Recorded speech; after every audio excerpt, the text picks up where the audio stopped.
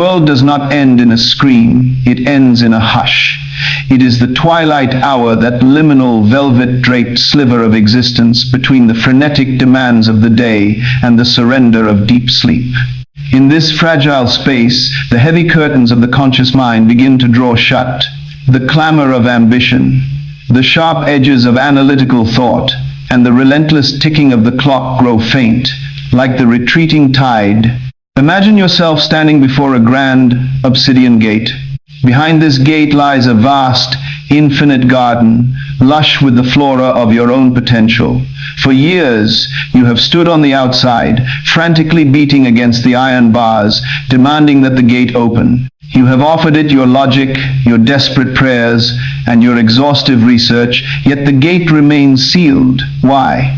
Because you have been standing on the wrong side of the threshold, treating the gatekeeper as an adversary when, in truth, the gatekeeper is merely a reflection of your own skepticism. There is a profound paradox here.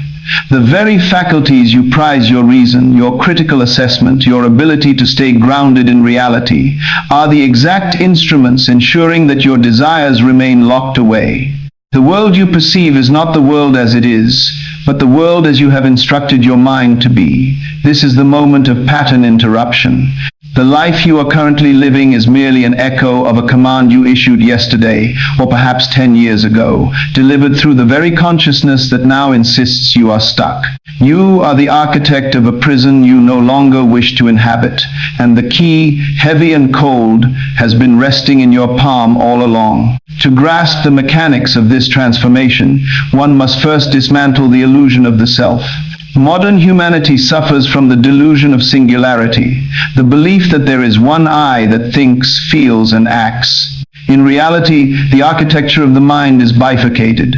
There is the conscious mind, the analytical, objective observer that navigates the waking world. And then there is the subconscious, the vast, silent, and immensely powerful servant that governs the autonomic processes of your life.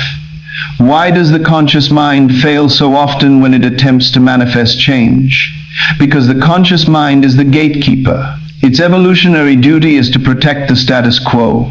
It is hardwired for survival, not for expansion. When you tell your conscious mind, "I am wealthy," the gatekeeper immediately cross-references this statement with your bank balance. It detects a discrepancy.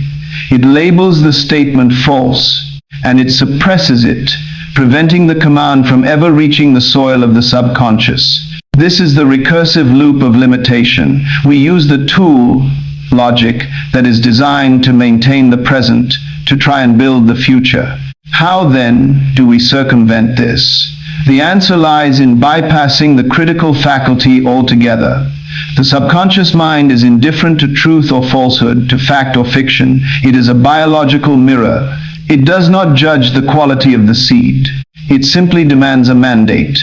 If you impress upon it with enough conviction that you are a person who lacks, it will tirelessly engineer circumstances to confirm that lack. If you impress upon it that you are a person of abundance, it will reconfigure your reality to match that assumption.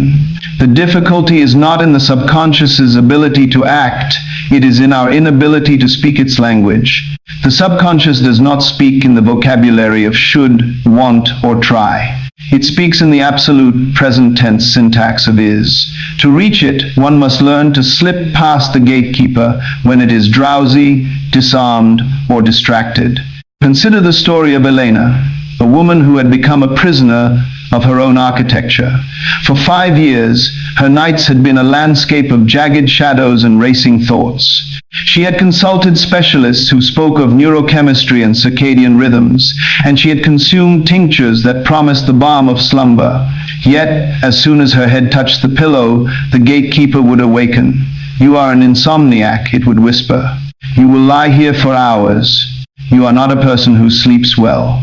Elena arrived at the lecture hall, her face a map of exhaustion, her eyes dimmed by the relentless persistence of her own negative identity.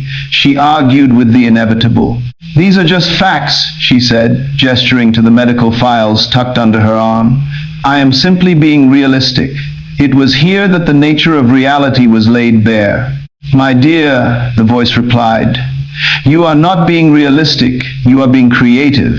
You have been treating the symptom as the cause.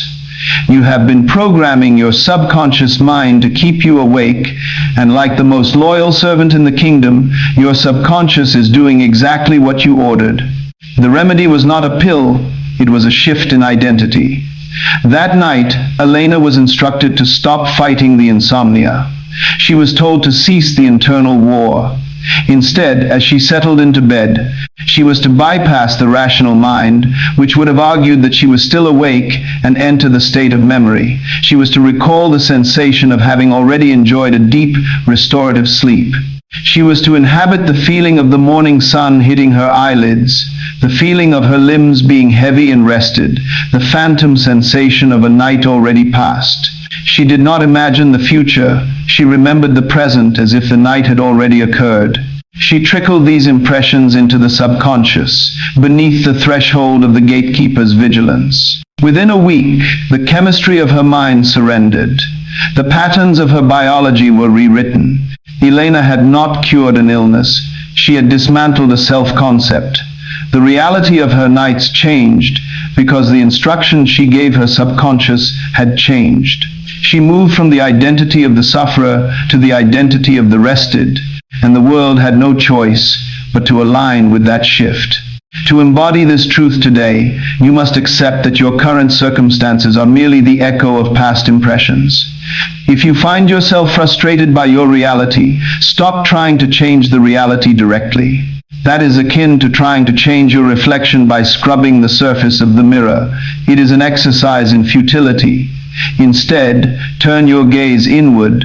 What are the dominant impressions you are casting into the dark, fertile soil of your subconscious? Begin today by identifying one small, repetitive thought that governs your experience.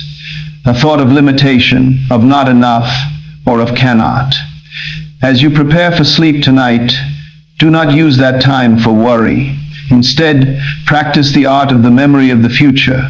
Construct a sensory scene, a moment of triumph, a feeling of security, the touch of a finished goal, and hold it with the quiet conviction of an objective fact. This is not a suggestion, it is a discipline. Most will find it difficult, for the gatekeeper will scream, "This is dishonest, this is not true." But you must understand that the gatekeeper is merely a guardian of the old world. You are building a new one. Your success does not depend on the agreement of your senses. It depends on the consistency of your impressions. The iron gates are beginning to creak. The shadows are deepening. The moment of opportunity is arriving. Are you prepared to command your own evolution, or will you remain the servant of your own subconscious programming? The answer will be found in the silence of the coming night. There is a moment each day, a golden interval of indeterminate duration, where the world loses its solid, jagged edges. It is not the sharpness of the midday sun, nor the absolute void of deepest midnight. It is the twilight, the period when the horizon bleeds color into the gathering dark, and the mind undergoes a similar softening. As the biological rhythm of the body slows, the heavy, iron-wrought defenses of the conscious mind begin to lose their grip on the terrain of the soul. Imagine standing at the edge of a walled garden. At noon, the gatekeeper is a soldier in full armor, standing with lance lowered, scrutinizing every traveler, demanding identification, and rejecting any seed that does not conform to his rigid understanding of the landscape. But as the sun dips below the horizon, this sentry begins to drift. His armor grows heavy. His eyes, once fixed on the horizon of logic, flutter and close. The gate, once barred, stands slightly ajar. In this state of semi-consciousness, the drowsy, twilight lull before the plunge into the deep unconscious, the garden of your inner world becomes vulnerable, not to intrusion, but to planting. Most of humanity walks through life believing that the daytime is their time of power, that their conscious efforts are the only ones that bear fruit. Yet, they fail to observe that the most profound changes occur when they are least vigilant. The paradox of the human condition is that our greatest creative power is not found in our widest wakefulness, but in the soft, blurred edges of our drowsy descent. If you wish to redesign the architecture of your existence, you do not storm the front gates. You wait for the guard to sleep. To understand the mechanics of this twilight garden, one must first deconstruct the nature of the critical factor. Why is the conscious mind so resistant to change? It is because the conscious mind is the repository of our history. It is a library of every failure, every limitation, and every truth we have ever accepted as definitive. Why does it resist? Because for the conscious mind, change is a threat to equilibrium. It views a new desire, a desire for wealth, for health, for love, as an anomaly that contradicts the stored data of the past. How does it reject? It uses the intellect as a filter. When a new, bold thought enters the conscious sphere, the critical faculty immediately initiates a reality test. It weighs the thought against existing evidence. I have no money, it says. Therefore, the thought, I am wealthy, is a lie. And by labeling it a lie, it ensures that the seed of the idea is cast out, never reaching the subconscious soil where reality is actually forged. Why is the twilight state different? The state akin to sleep is a physiological and psychological anomaly. In this state, the beta waves of the brain, the frequencies of high alert, linear, analytical thinking, begin to recede, giving way to the alpha and theta waves. These are the frequencies of reverie, of dreaming, of the creative subconscious. In this state, the critical factor is effectively sidelined. The library of past limitations is no longer being cross-referenced. How does this allow for creation? When the sentry is distracted, the subconscious is left unattended. It is a vast, unjudging ocean. It does not possess the capacity to discern between a real memory and a vividly imagined state. Therefore, when you present an image or a feeling to the mind in this drowsy twilight, the subconscious does not ask, is this true? It asks, is this what I am? And because it is the master creator, it begins to assemble the circumstances of your outer life to make the answer to that question yes. You are not tricking the mind. You are simply bypassing the archaic defenses that have kept you trapped in the repetition of yesterday. Consider the case of Julian, a man who, by all accounts, had been written off by the industry as a relic. He was a salesman whose commission checks had dwindled to a pittance. He lived in the state of constant, gnawing anxiety, a man who viewed every potential client not as an opportunity, but as a judge waiting to deliver a verdict of rejection. His conscious mind was a cluttered mess of, I am not persuasive, the market is dead, and I am destined for failure. He came to the understanding of the twilight garden not through an intellectual epiphany, but through the sheer desperation of a man with nothing left to lose. He was taught to stop fighting his failures during the day and to start conquering them at night. Every evening, as he lay in the dark, Julian began his work. He would not review his sales figures. He would not rehearse his pitches. Instead, he would wait until his eyelids grew heavy, until the hum of his refrigerator and the distant city traffic began to fade into a singular, rhythmic drone. In that golden, drowsy state, he would summon the feeling of a closed deal. He did not visualize the process. He did not imagine himself dialing the phone or crafting a presentation. He focused entirely on the aftermath. He felt the phantom weight of a heavy, embossed fountain pen in his hand as he signed a contract. He heard the phantom voice of his manager, a man who had not spoken a kind word to him in years, congratulating him on a record-breaking quarter. He did this not as a daydream, but as an act of theft. He was stealing a success from his own future and embedding it into the soil of his subconscious as a memory. For 3 months, he persisted.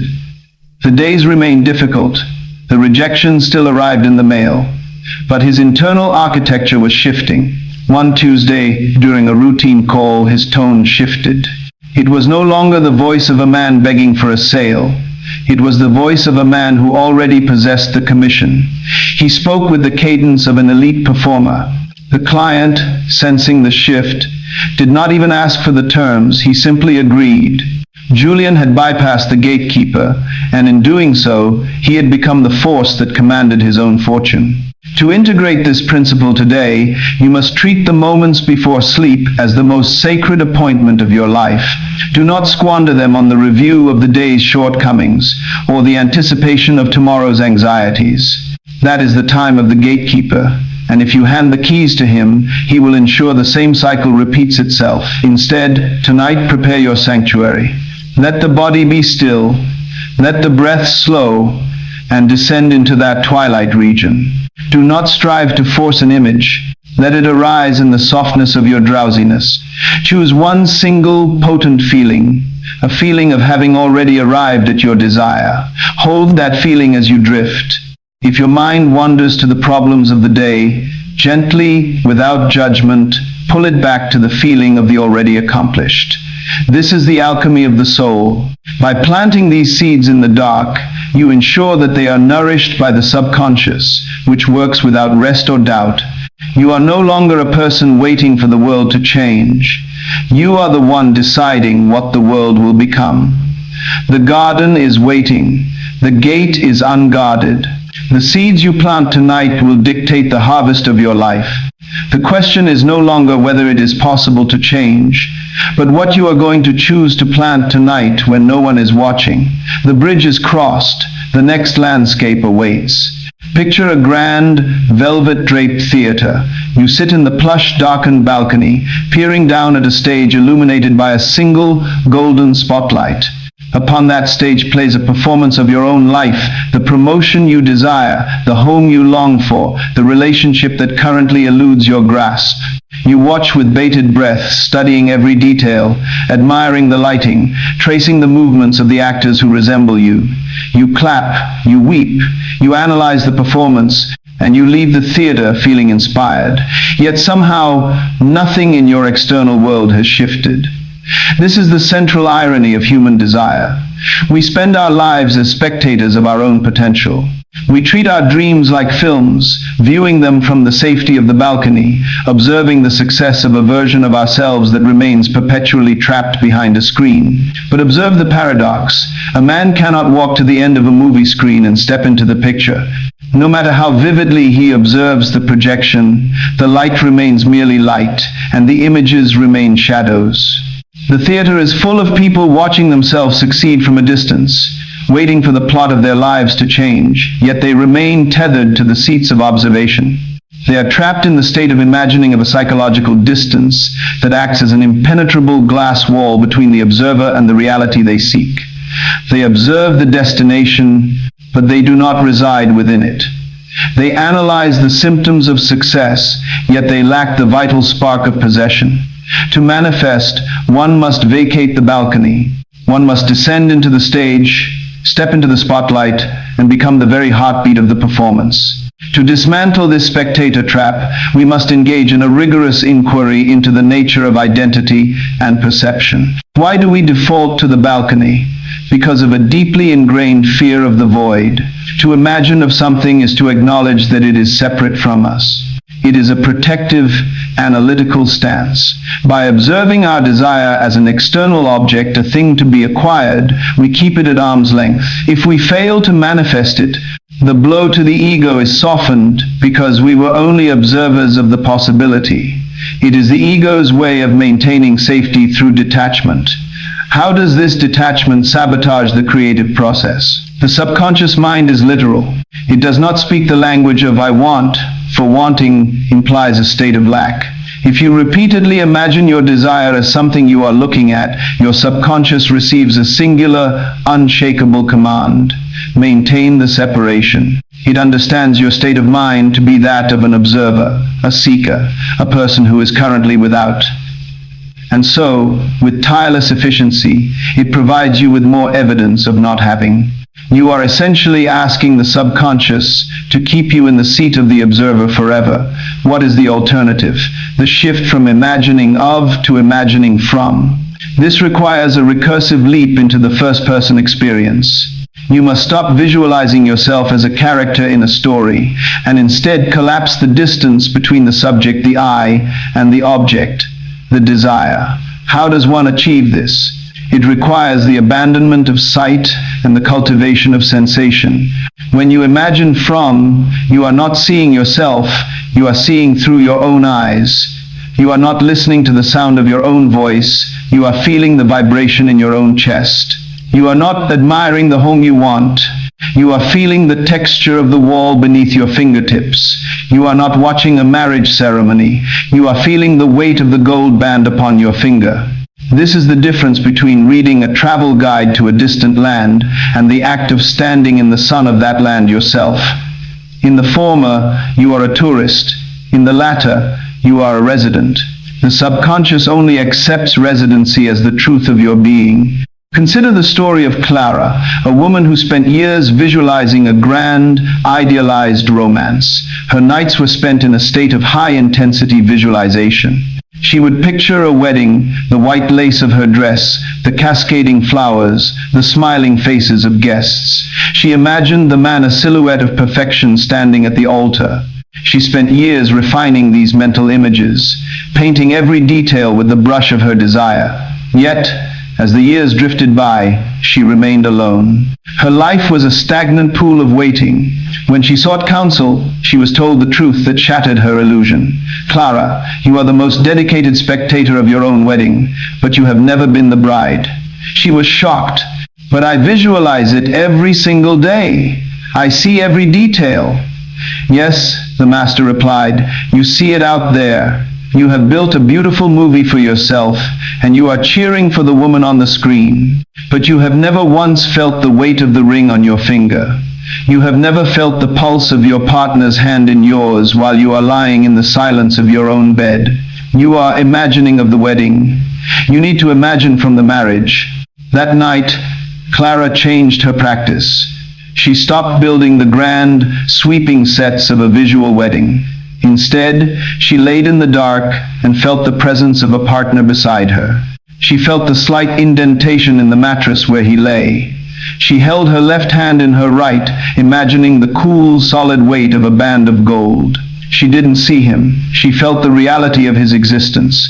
She had conversations with him, not as a prayer to be answered, but as a quiet, domestic dialogue with someone who was already there. She abandoned the spectacle and embraced the experience. Within weeks, the desperate, grasping energy of the seeker vanished, replaced by the calm, rooted energy of the partner. She no longer walked through the world looking for someone. She moved through the world with the quiet confidence of someone who was already cherished. Within 3 months, the man appeared not as a stranger she had to court, but as a presence that seemed to have been waiting for her to finally recognize the room they were already occupying. She had stepped off the stage and into her life. To embody this truth, you must perform an audit of your internal dialogue. Every time you find yourself thinking, I wonder when that will happen, or I hope I get that, stop. You are currently sitting in the balcony. You are projecting your future into the distance. Instead, perform the first-person audit. Take your current desire and strip away the visual scenery. Do not picture the scene, step into it. If you desire a position of leadership, do not imagine yourself receiving an award. Feel the weight of the responsibility in your shoulders, the flow of the decisions you make as if you are already in the chair, the specific, calm clarity of your own mind when you are performing the work. This is the point where most fail, for the ego loves the safety of the balcony. It is much easier to be a dreamer than it is to be a person who accepts the reality of their own success. But the imagining from is the only bridge that crosses the chasm from the world of thought into the world of form. In the next chapter, we descend even deeper into the architecture of the mind, where we will unlock the third trick, the revision of the past. We will show you how to take the painful, indelible memories that haunt your subconscious and rewrite them until they serve as the foundation of your future rather than the anchor of your regret. The play is over. The curtain has fallen on the spectator. The house lights are dimming, and you are now standing on the stage itself. The spotlight is yours. Are you ready to stop watching and start living? The next act of your life begins the moment you accept that you are the director, the actor, and the audience, all in one. Imagine a vast, subterranean archive, a library whose shelves stretch into an infinite, suffocating gloom. This is the repository of your life, the ancestral ledger. Every page is inscribed with the ink of experience, the sharp sting of a past failure, the humiliation of a public error, the cold weight of a regret that refuses to thaw. You walk through these aisles, trailing your fingers along the spines of these volumes, convinced that they are cast in bronze, immutable and eternal. You believe that your past is the architect of your future, that because you stumbled yesterday, your path tomorrow is forever destined to be uneven. But consider the paradox that haunts the human spirit. We treat the past as an objective, historical fact, when in truth, the past is merely a memory, a narrative, a subjective reconstruction. You are not shackled to these archives.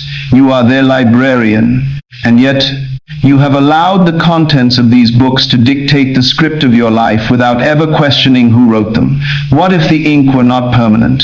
What if the pages you have been reading for years were not a record of truth, but a draft of a story that you have the power to edit, to rewrite, and to transmute? The silence of the archive is not the silence of a tomb, but the silence of a workshop, waiting for the master to take up the pen. To grasp the power of revision, one must first confront the nature of the subconscious's relationship with time. Why does the subconscious cling to the past? Because it is a system of pattern recognition. It views the past not as a collection of events, but as a set of rules. It asks, what happened? And it codifies that answer into a template. If an event was painful, the subconscious classifies it as a danger or a limitation, and it proactively steers you away from situations that resemble it. How does this create a recursive loop of failure? When you carry a memory of failure in your subconscious, you are inadvertently feeding it to the machine as a standard operating procedure. Your future choices, your confidence, and your expectations are all filtered through the lens of that stored trauma. You are living in a self-fulfilling prophecy, not because the past was definitive, but because the subconscious is using the past as its only available instruction manual. How do we break the loop? We must understand that the subconscious mind is fundamentally time-blind. It possesses no clock. To the subconscious, an event that happened 20 years ago and an event that is being imagined with total emotional vividness today are indistinguishable. It does not look for a chronological marker. It looks for the emotional charge. Why is revision the ultimate tool for liberation? By taking a past memory, a moment of failure, a moment of shame, and replaying it in the imagination with a new, successful outcome, you are not engaging in escapism.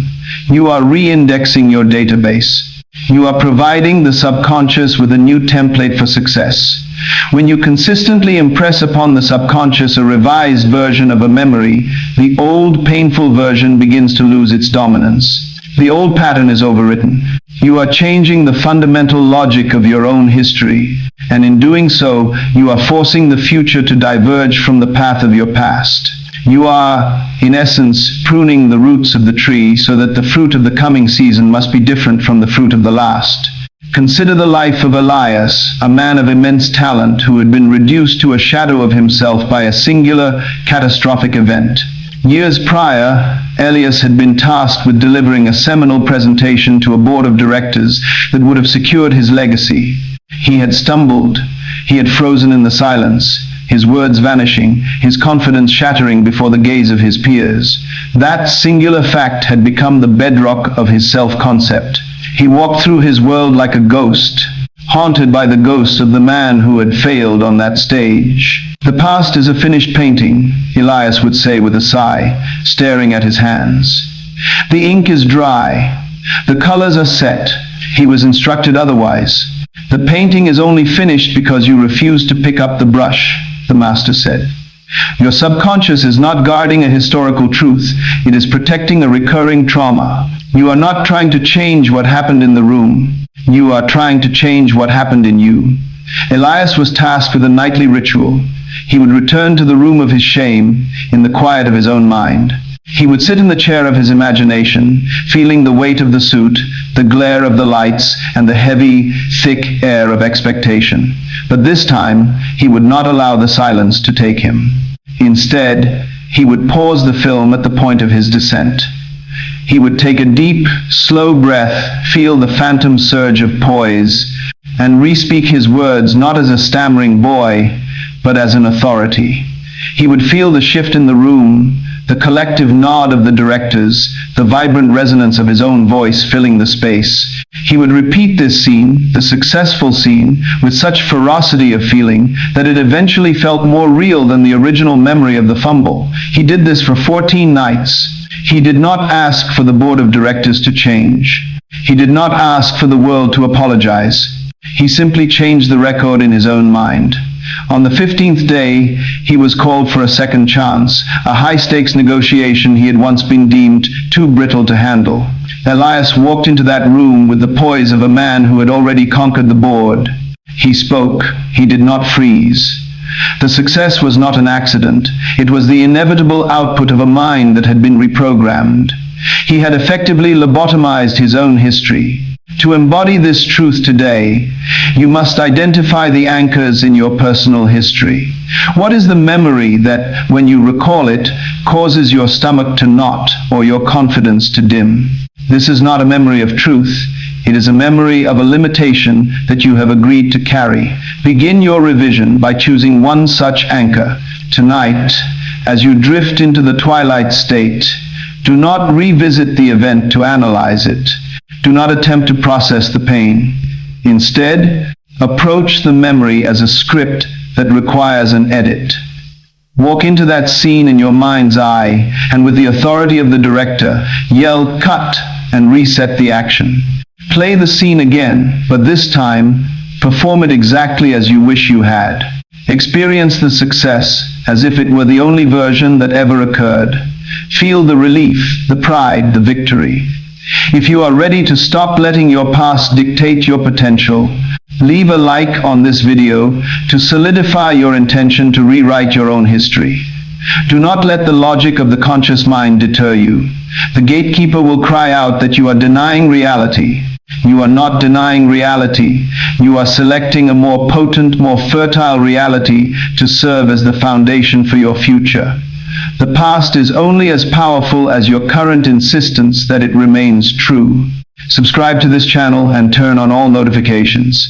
In the next chapter, we descend into the language of feeling. We will move beyond the mechanics of thought and enter the secret, silent, and immensely powerful domain of emotion, the only language the subconscious truly speaks, and we will reveal why a single tear of joy is worth more than 1,000 empty affirmations. The archive doors are closing behind you, but you have left the interior transformed. The shelves no longer hold shackles, they hold the blueprints of your next iteration. You are no longer the librarian of your regrets, you are the author of your future. The bridge is behind us, and the territory ahead is one of pure, raw emotion. We shall see you in the next chamber of the mind. Imagine standing at the edge of a great, silent cathedral, where the air is thick with the weight of unuttered prayers. You have spent years shouting your desires into the vast, vaulted ceiling, using the vocabulary of logic, the syntax of demand, and the grammar of I want.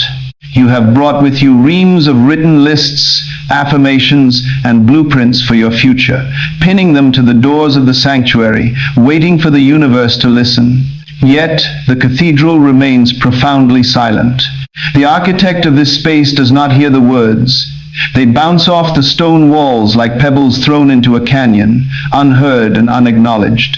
There is a paradox here that confounds the intellectual. The subconscious mind, the true architect of your existence, is fundamentally deaf. It does not comprehend the definitions of your dictionary. It does not parse the complexity of your arguments. It is a creature of vibration, a mirror of resonance, a landscape that only responds to the temperature of your internal climate. To speak to it in words is to whisper in a foreign tongue. You are trying to command the tides with a sonnet, when the tides only understand the pull of the moon. The breakthrough occurs only when you realize that the language of creation is not composed of nouns and verbs, but of the raw, visceral frequency of feeling.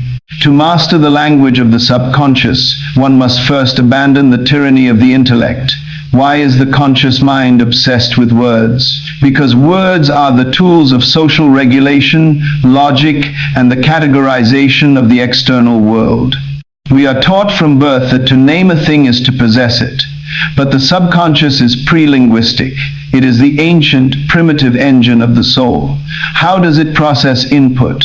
It filters everything through the lens of emotional intensity. If you speak an affirmation, "I am prosperous," but your internal state is laced with the bitter tang of anxiety or the hollow ache of lack, the subconscious does not hear the word prosperous. It hears the discord of your fear. It prioritizes the emotion because emotion is the biological signal for truth. Recursive thinking.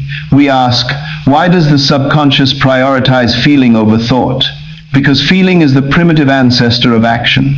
Before there was language, there was the instinct to move toward pleasure or flee from pain. How can we leverage this? We must realize that emotion is not a byproduct of our experience. It is the cause of our experience. If you can generate the feeling of your desire before the external manifestation appears, you are effectively tricking the subconscious into believing the event has already transpired.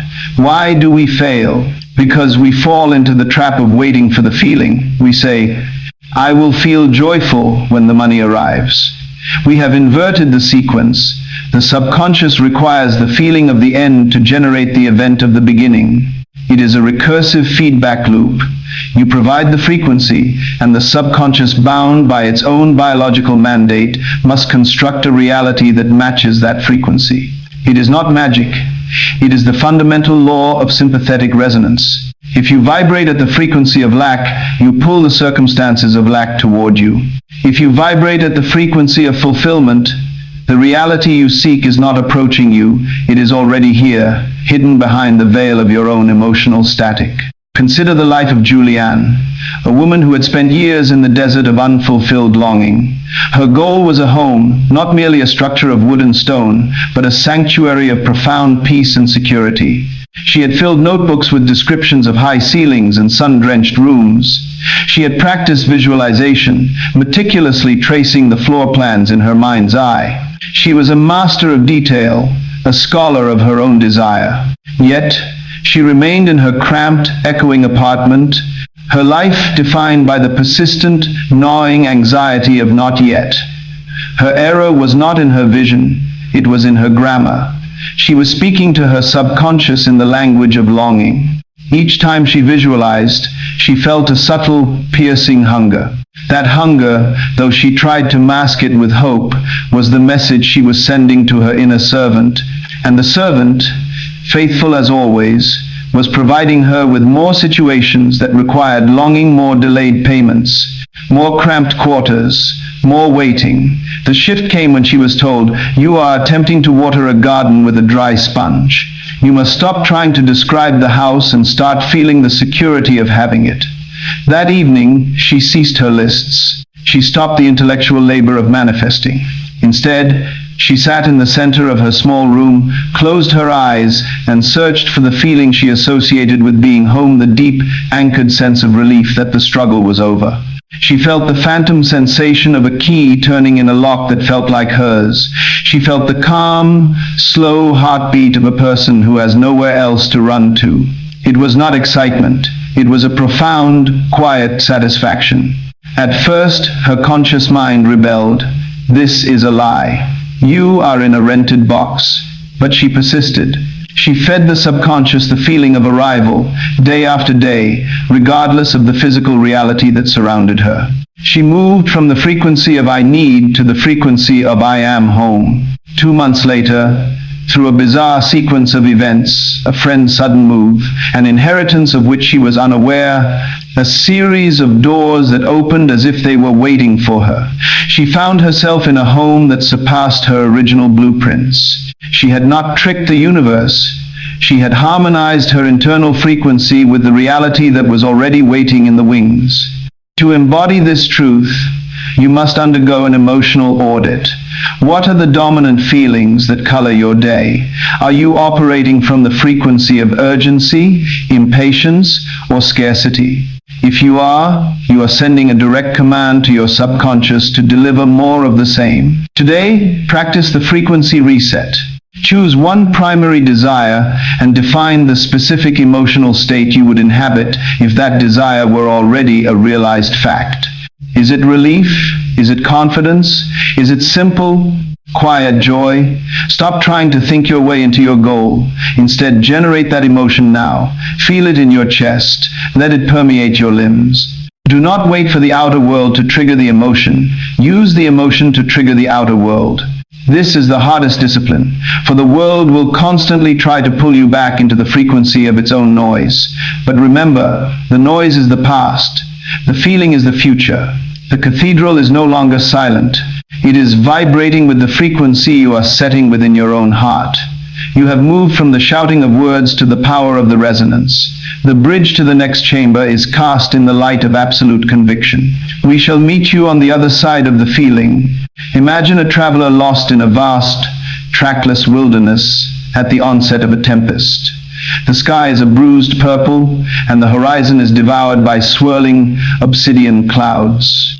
A person of lesser resolve would fix their gaze upon the rising mud, the biting wind, and the terrifying absence of a path, concluding with absolute certainty, "I am lost, and I shall not survive this night." By observing the evidence of the storm, they render their destruction an inevitability. But observe the master of the way.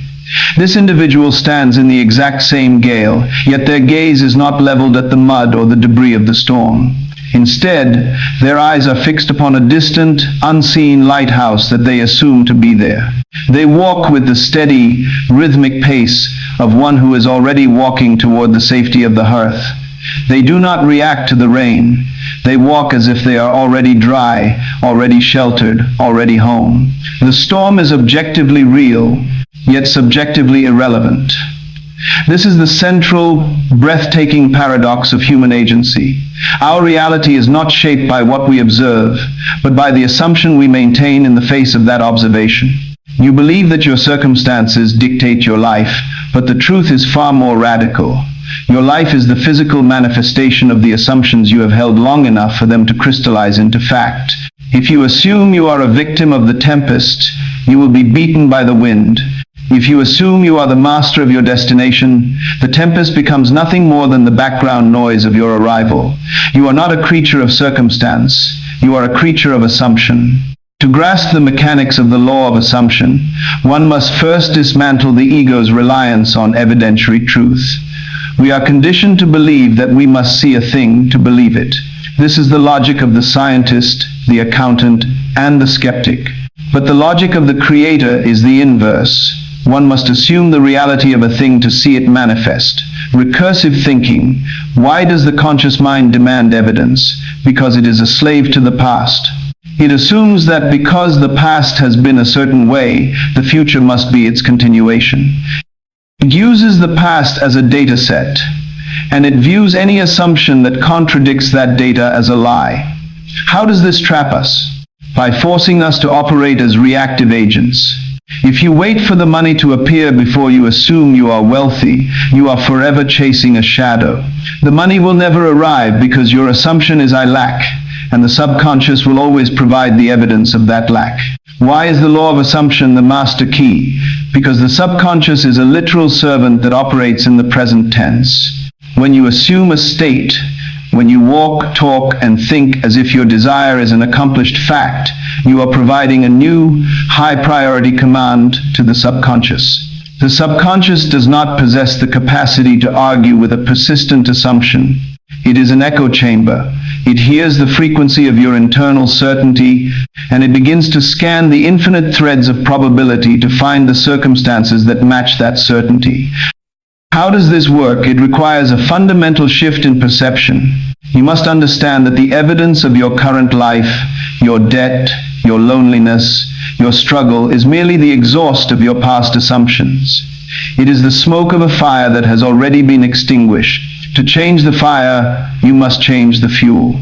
You do not argue with the smoke. You change your internal position.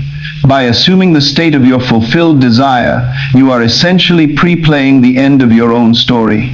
When the assumption becomes the dominant frequency of your life, the external world, which is inherently fluid and malleable, must reconfigure itself to confirm your internal reality. You are not bending reality. You are selecting the version of reality that already exists, vibrating at the frequency of your assumption. Consider the life of Julian, a man who, at the peak of his career, found himself entombed in a mountain of debt. $200,000 of liability stood between him and his life. He was a man who lived in a state of perpetual psychic constriction. Every time he opened a ledger, he saw the face of his own ruin.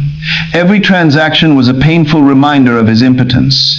He was, for all intents and purposes, a prisoner of his own balance sheet.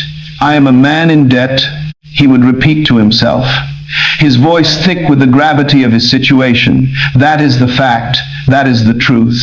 He was told, "Julian, you are confusing a moment of your history with the nature of your being.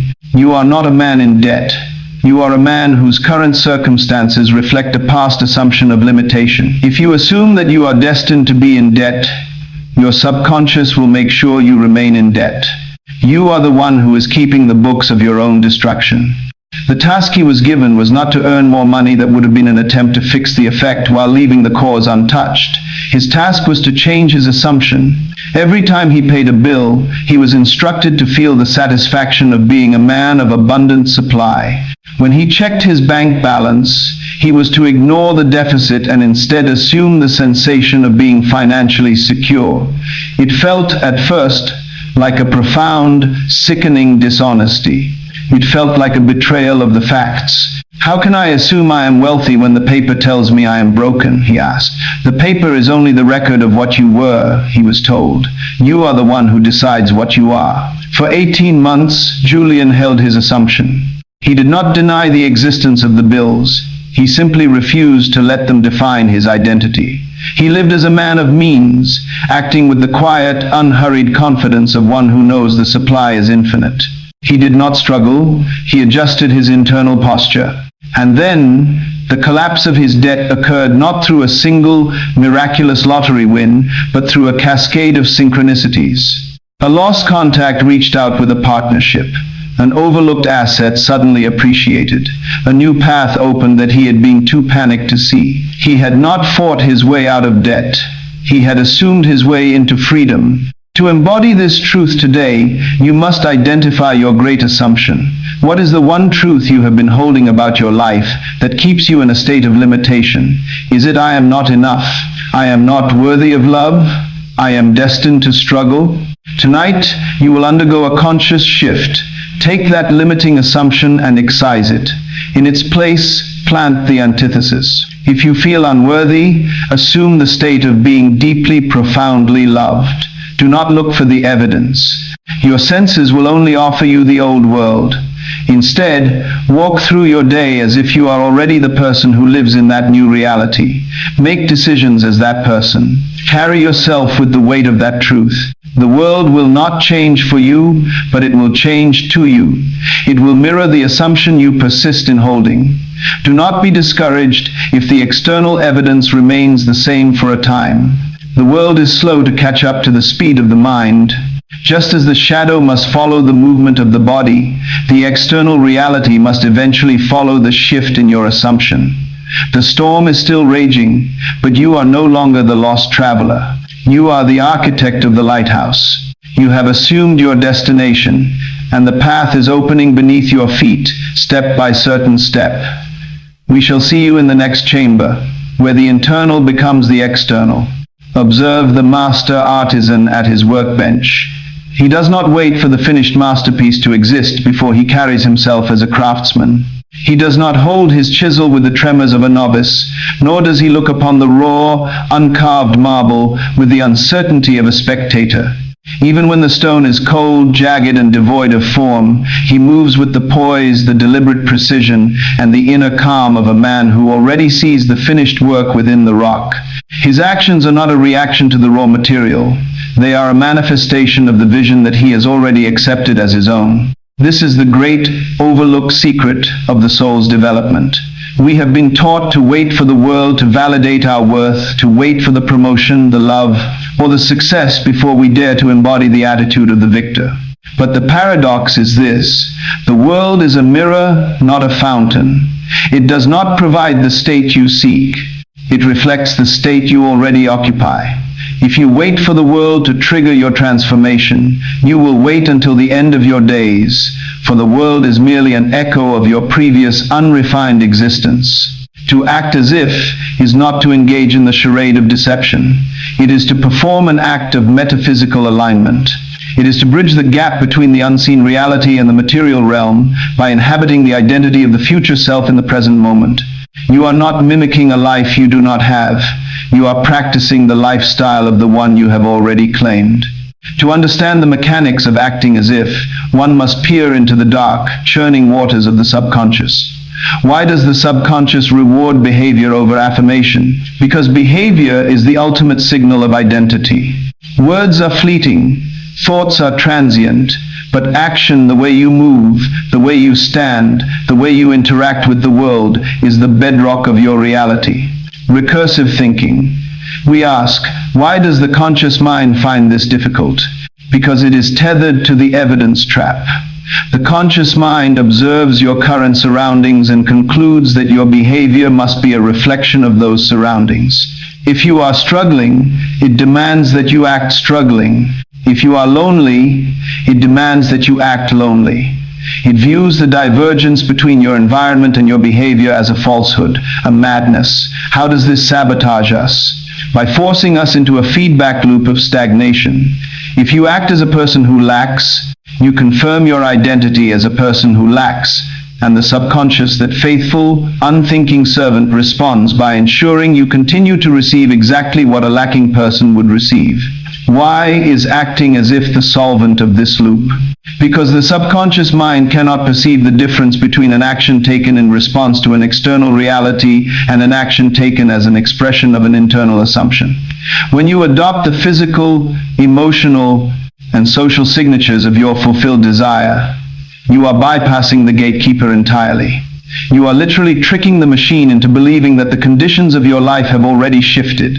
How does this manifest? By behaving as the person you intend to become, you are sending a persistent, non-verbal command to the subconscious. You are saying, this is the baseline of my existence. Once the subconscious adopts this new baseline, it begins to filter your perception, influence your intuition, and rearrange the circumstances of your environment to align with the person you are portraying. You are not faking it until you make it. You are assuming the posture of the conqueror until the world yields to your command. The gesture creates the reality. The movement dictates the path. Consider the story of Elara, a woman who for over a decade lived in the crushing solitude of a life devoid of companionship. She was a woman of immense warmth and intelligence, yet she moved through the world with the invisible, protective armor of the sought-after. Her energy was a frantic, reaching current. She walked with her head slightly bowed, her eyes constantly scanning the room for the validation that never arrived. She was, in every gesture, a woman defined by her absence of love. When she sought the counsel of the master, she was not told to try harder or be more social. She was told, you are radiating the frequency of a desert, yet you seek the rain. You are performing the role of the lonely woman so convincingly that even the opportunities for love are repelled by the thickness of your armor. But I am lonely, she whispered, the tears of a decade brimming in her eyes. How can I act as if I am loved when the silence of my home is all I have? Loneliness is not a state of reality. It is a habit of the soul, the master replied. I am not asking you to pretend for others. I am asking you to practice the identity for yourself. How would you carry yourself if you were already the woman who was cherished? How would you dress for yourself, not for a partner? How would you speak to yourself in the quiet of the morning? How would you occupy a room if you knew, with absolute, unshakable certainty, that you were the center of a beloved life? Elara began the work. It was not a change of wardrobe. It was a change of gravity. She stopped the outward scanning. She started moving through the world with a slow, deliberate grace. She began to treat herself with the reverence one affords a person of high value. She spoke to herself with kindness. She moved through the grocery store, the office, and the street with the quiet, untroubled confidence of a woman who was already deeply and profoundly loved. It was an internal performance that required no audience. Within 3 months, the frantic, grasping energy had dissolved. She was no longer a woman seeking. She was a woman possessing. And the world responded. People were drawn to her stillness. The man who eventually entered her life was not a savior. He was a mirror, drawn to the poise of a woman who had already solved the mystery of her own fulfillment. Elara had not found love. She had become the frequency that love could not ignore. To embody this truth today, you must identify the postural anchors of your desire. If you were already living in your fulfilled reality, how would you move? Would your walk be faster or slower? Would you make eye contact more often, or would you be less concerned with the opinions of others? Would your tone of voice be softer, or would it carry the weight of authority? Begin by choosing one behavioral signature of your future self. Tomorrow morning, do not act out of the habit of your current reality. Act out of the command of your new identity. When you step into your office, your home, or your social circle, wear the uniform of your fulfilled desire. This is not about vanity or deception. It is about the physical anchoring of an internal state. You are creating a bridge of concrete action between the world of your imagination and the world of your senses. The subconscious is watching. It is recording every movement, every hesitation, and every gesture. If you perform the role with conviction, it will eventually stop being a role and become the inescapable fact of your existence. The role you are playing is the only one that determines the plot of your life. The performance is yours. The stage is set. We shall meet you in the next chamber of the mind, where the art of the actor becomes the law of the universe. Imagine a vast, sun-drenched canyon carved into the heart of an ancient landscape. To the casual observer, the canyon is a testament to the power of the river that flows through it, a display of raw, violent force. But the truth is more profound and subtle. The river did not carve the canyon through a single, cataclysmic flood. It carved it through the persistent, rhythmic, and unwavering repetition of its flow, day after day, year after year, century after century. It did not question the hardness of the rock. It did not pause to contemplate the impossibility of the descent. It simply persisted, and in that persistence, it commanded the earth to yield. There is a tragic hidden failure in the lives of most seekers. They are gardeners who sow their seeds in the morning and claw them from the soil by the evening to check for growth. They are architects who, upon laying the first stone, demand to know why the tower has not yet touched the clouds. They mistake the interval between the planting and the harvest for a sign of abandonment. They do not realize that the most critical phase of creation is the invisible gestation, the quiet, dark period where the subconscious is laboring to reshape the physical world. The failure is not in the principle, it is in the lack of the master's endurance. The rock is hard, yes, but your persistence is eternal. To master the art of persistence, one must first deconstruct the waiting room syndrome. Why does the human mind struggle with the interval between internal assumption and external manifestation? Because we are conditioned by the world of instant gratification. We push a button and the light appears.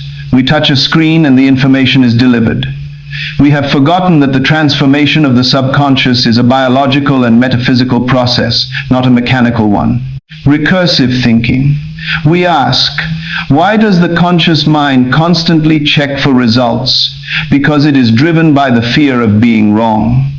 Every time the gatekeeper looks at the environment and sees no change, it triggers a warning. You are wasting your time. You are delusional. How do we overcome this? We must redefine the purpose of the interval. The interval is not a delay, it is a test of conviction. The subconscious does not record your words, it records the dominance of your assumption. If you assume for an hour and doubt for 23 hours, you are feeding the subconscious the instruction of doubt. Why is persistence the ultimate filter? Because the reality you seek exists in a different frequency than your current environment. To bridge the two, you must maintain your internal state until your inner reality becomes more vivid, more solid, and more real than the outer reality. When the inner state achieves this dominance, the physical world must conform. It is a mathematical certainty. The subconscious is a mirror that cannot reflect what is not there.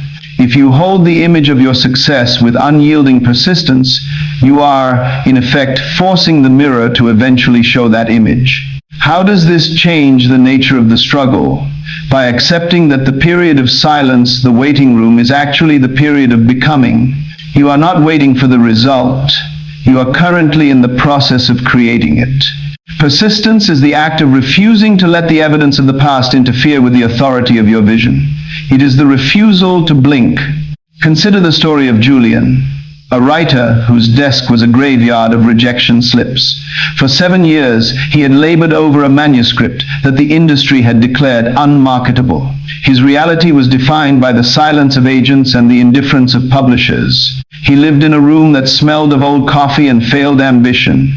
His conscious mind was a chorus of voices telling him that he was not talented enough, that he was chasing a ghost, that it was time to be realistic.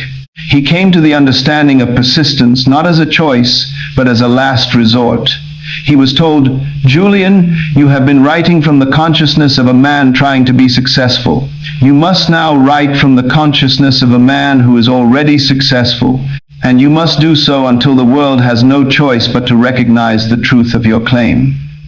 He began his final, persistent push. Every morning, he did not wake up and check his email for rejections. He woke up and felt the profound, calm satisfaction of a man whose work was read by millions. He felt the weight of his legacy.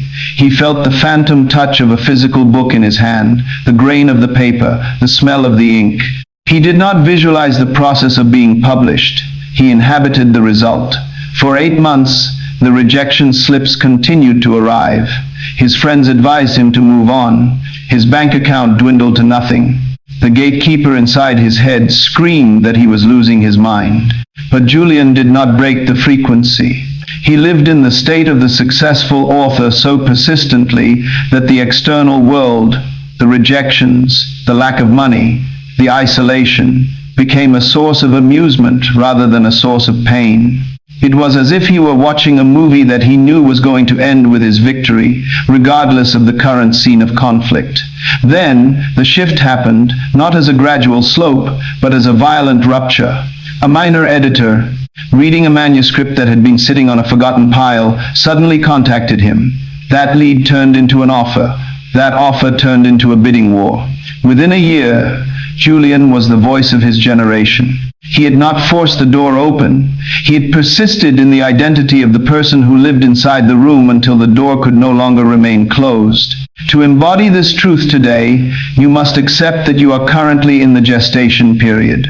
Whatever you have chosen to manifest, you must commit to the duration of the cycle. Do not look for the signs. Do not dig up the seeds. The most powerful way to embody persistence is to treat your internal state as an objective fact that requires no external verification. When the doubt comes, and it will come, for the gatekeeper is relentless, do not fight it. Simply pivot. Recognize the doubt as an echo of the past. Take a deep breath and return to the frequency of your desire. The feeling of having is your North Star. Keep your gaze fixed upon it. Remember, the river does not rush. It persists. The rock does not yield because it is weak. It yields because the river's command is unrelenting. The canyon is deep, and the water is rising. You are the architect of your own victory. The bridge to the next chapter is forged in the fire of your endurance. We shall see you in the final chambers of the mind, where the truth of your potential is laid bare for all to witness. Imagine a magnificent, towering statue carved from the finest Carrara marble, standing in the center of a forgotten square. Centuries of neglect have allowed layers of thick gray grime, creeping ivy, and sun-baked dust to coat the surface, entirely obscuring the artistry beneath. To the passerby, it appears to be nothing more than a shapeless, weathered boulder, a cold, uninspiring mass of rock that offers no beauty or grace. They walk past it, unaware that within this crude shell lies the masterpiece of a visionary. This is the state of the human soul. You are that statue, and your current life, your anxieties, your limitations, your belief in the hard facts of the world is the debris that has accumulated over the seasons of your upbringing and experience. You have spent your life identifying with the grime, calling yourself by the name of the dust, and bowing to the limitations of the ivy. You believe that because you appear weathered, you are the weathering. You believe that because you have been conditioned to see a realistic world, that the reality you perceive is the only one that exists. But the paradox is divine. The marble is already perfect. The masterpiece is not something you must add to your life, it is something you must uncover. You are not a broken thing attempting to be fixed. You are a sovereign consciousness attempting to be liberated. To deprogram reality is to realize that the real world is merely a social consensus, a collective agreement of limitations that you have been tricked into signing. The grime is not part of the statue. It is a foreign layer that has no right to reside upon the perfection of your intent. To deprogram reality, one must engage in a brutal intellectual purification. Why have we accepted this heavy layer of limitation? Because we are born into a world of mirrors. From the moment of our first breath, we are surrounded by voices that instruct us on the boundaries of possibility. We are told, be realistic, know your place, and accept the way things are. We internalize these as objective truths, when in reality, they are merely the echoes of the limitations of our ancestors. Recursive thinking. We ask, why does the subconscious cling to these societal programs? Because it craves the safety of the herd. To think differently is to risk isolation. How do we transcend this? We must realize that the subconscious is a neutral technology. It does not know that money is hard to get is a cultural myth. It only knows that it is a command. It does not know that illness is inevitable is a societal fear. It only knows it is a pattern. The subconscious is the most sophisticated software in existence, yet it has been running the malware of mass consciousness since the day we were born. Why is deprogramming the prerequisite for mastery? Because you cannot plant a garden of prosperity in a field choked with the weeds of poverty. If you attempt to manifest greatness while still believing in the truth of your neighbor's limitations, you are trying to walk in two directions at once. You must perform a cognitive sweep. You must evaluate every belief you hold about your potential, your body, your finances, and your relationships. You must ask, is this belief mine, or is it a residue of the grime? How does this liberate the soul? By recognizing that reality is not out there, it is a projection of the internal state. When you clear away the collective agreements, you find that the subconscious is completely blank, waiting for your mandate. When you realize that the world has no power over you unless you grant it that power through your agreement, you become a sovereign entity. You cease to be a citizen of the world and become an architect of experience. The deprogramming is the act of reclaiming your own mind from the hands of the collective. Consider the life of Marcus, a man who possessed a vision for a technological revolution that would have altered the trajectory of his industry. His ideas were radical, brilliant, and entirely possible. Yet, for 20 years, Marcus sat in a cubicle, his potential muted by the crushing consensus of his peers. He had absorbed the grime of his corporate culture. We don't do that here, the market isn't ready, and you're dreaming. He had come to identify as a mid-level manager because the collective had assigned that identity to him. I cannot change the company, Marcus would say, his voice thin with the resignation of the defeated. This is how the world works. I have to be practical. He was told, Marcus, you are not living in a practical world. You are living in a tomb constructed by your own agreement. You are a genius wrapped in the rags of a clerk. The world you speak of is not a solid external force. It is a collaborative fantasy, and you have agreed to play a role in a play that you despise. Marcus was tasked with the great disconnect. For 30 days, he was to stop consuming the media of his industry. He was to stop discussing his career with his colleagues. He was to stop reading the news that dictated the market trends. He was to intentionally place himself in a vacuum, where the only voice he listened to was the voice of his own internal authority. He was instructed to cultivate a private reality. In the quiet hours of his morning, he would mentally walk through the doors of his company, not as a clerk, but as the owner of the future. He would feel the weight of his own sovereignty. He would visualize the landscape of his industry not as it was, but as he intended it to be. He treated the existing corporate structures as if they were already obsolete. He was not rebellious, he was indifferent to their rules. He acted as if the revolution had already taken place within his own consciousness. Within 6 months, the momentum of his internal reality became so dense, so undeniable, that it began to warp the environment around him. Opportunities that seemed impossible began to emerge from the silence. People who were once skeptics began to gravitate toward his vision. Marcus did not change the company by fighting it. He changed the company by withdrawing his agreement from its limited reality and placing it firmly within his own. He was the statue, and he had finally begun to brush away the grime. To embody this truth today, you must identify your consensus anchors. These are the beliefs that you hold simply because everyone knows them to be true. What are the lies about your limitations that you have accepted as facts? Do you believe that aging is a decline? That success requires struggle? That you are a product of your environment? Begin your deprogramming by engaging in a silence ritual. Tomorrow, purposefully remove yourself from the cacophony of the collective. Do not check the news, do not seek the validation of others, and do not speak about your problems. Give yourself the space to hear the sound of your own untainted voice. In that silence, ask yourself, if I were entirely responsible for the architecture of my existence, what would I believe to be true? If you are ready to reclaim your sovereignty and wash away the debris of societal consensus, leave a like on this video, a testament to the fact that you serve no one but the architect within. This is the ultimate rebellion. When you withdraw your agreement from the collective's limitations, the collective loses its power over you. You become a light unto yourself, a force that dictates its own terms to the fabric of reality. Subscribe and hit the notification bell. In the final chapter, we reach the summit. We will synthesize everything: the twilight state, the law of assumption, the alchemy of acting as if, and the deprogramming of reality. We will reveal the sovereign mind, a state of being where you no longer manifest your life, but simply speak it into existence. You do not want to miss the conclusion of this journey. The grime is falling away. The features of your true, sovereign self are beginning to emerge from the marble. The square is changing, and the world is looking on, waiting to see what you will become once the debris is finally gone. We shall meet you in the final chamber, where the transformation is complete, and the architect finally stands, fully revealed.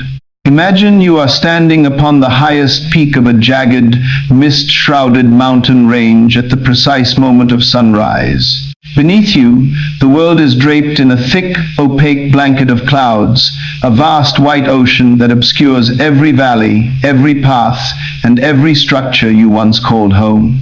In this breathless altitude, the wind is silent, and the air is thin, crisp, and charged with the electricity of absolute clarity.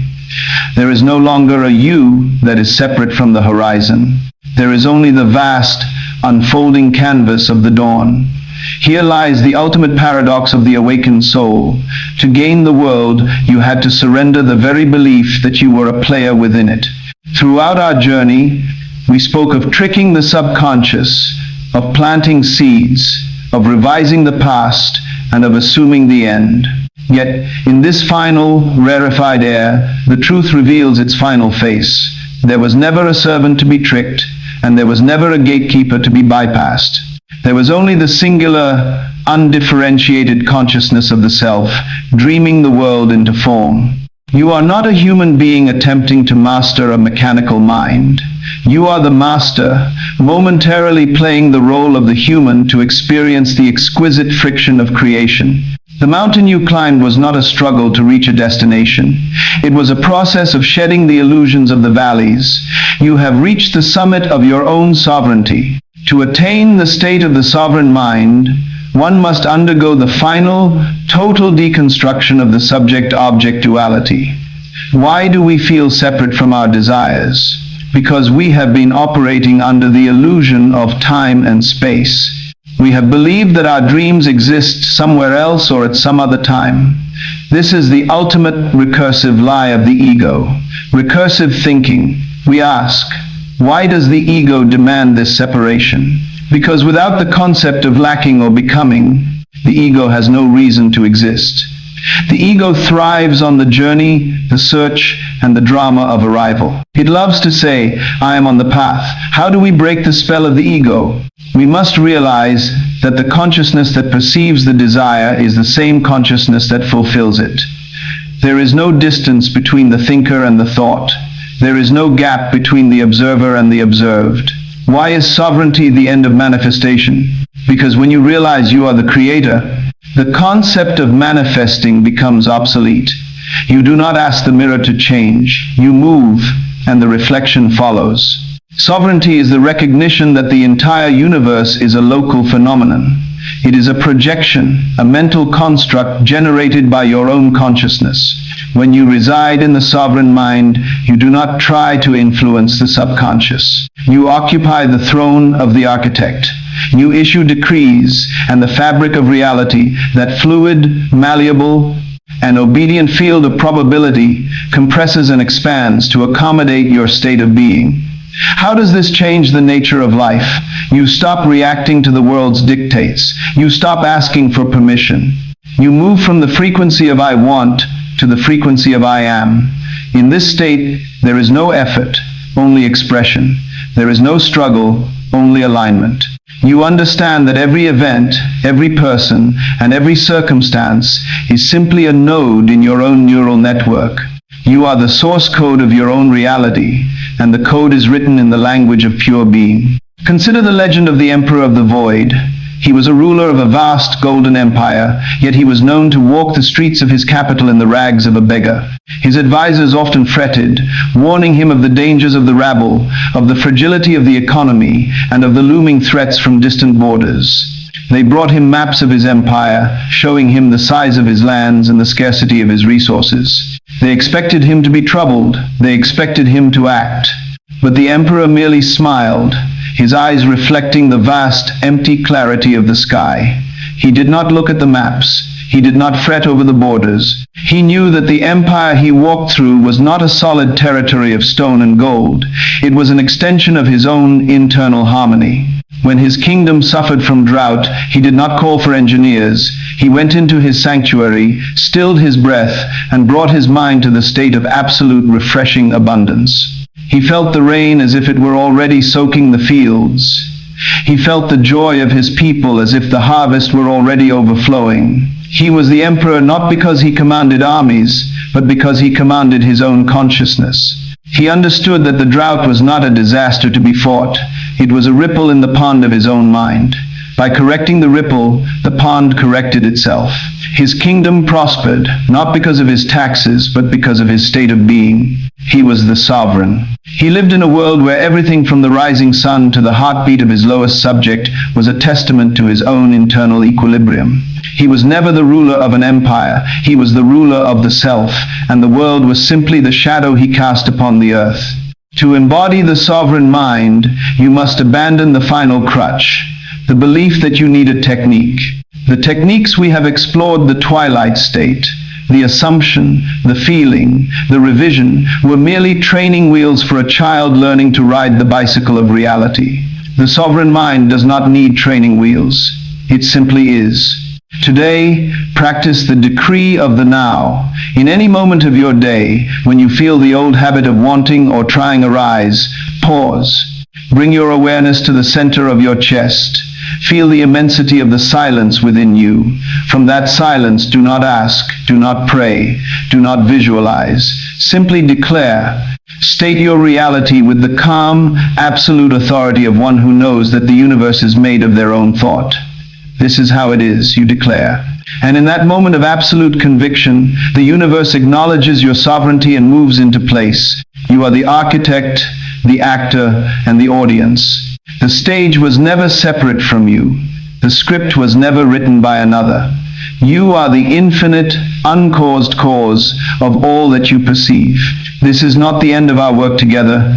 It is the beginning of your life as a creator. While this series has concluded, our deeper exploration into the absolute mastery of reality continues in the unseen dimensions of our future exchanges. The bridge we have built is now a highway. Walk it with the grace of the sovereign you have always been. The mist is gone. The peak is reached. The sun is rising, and for the first time, you see the world not as a mountain to be climbed, but as the light of your own radiance, reflected back to you in infinite forms. You are home. You are the source. The dream continues. But now, it is finally, irrevocably, yours to command.